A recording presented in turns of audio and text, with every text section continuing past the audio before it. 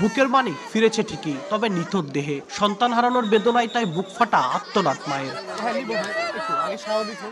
বৃহস্পতিবার সকালে বগুড়া শহরের চারমাথার বাসা থেকে নিখোঁজ হয় 4 বছরের মাহাদি ইসলাম। এ ঘটনায় সদর থানায় সাধারণ ডায়েরি করেন পরিবারের সদস্যরা। এরপর প্রতিবেশী ভাড়াটিয়া তাহমিনা আক্তারের গতিবিধি সন্দেহজনক হলে তাকে আটক করে পুলিশে দেন স্বজনরা। জিজ্ঞাসাবাদের পর তার বাড়ি থেকে উদ্ধার করা হয় মাহাদির বস্তাবন্দি মরদেহ।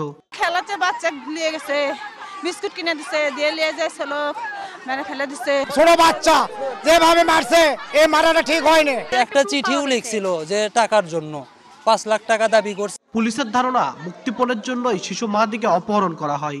একজন সাসপেক্ট সন্দিগ্ধ আসামিকে জনগণ কর্তৃক আটক হয়, তা আমরা তাকে জিজ্ঞাসাবাদ করার চেষ্টা করছি, কিন্তু উত্তেজিত জনগণ তাকে মারপিট করার কারণে সে অসুস্থ, তাকে আমরা হসপিটালে প্রেরণ করেছি। নিহত মাহাদি শহরের ধমকপাড়া এলাকার হোটেল ব্যবসায়ী শফিকুল ইসলামের ছেলে।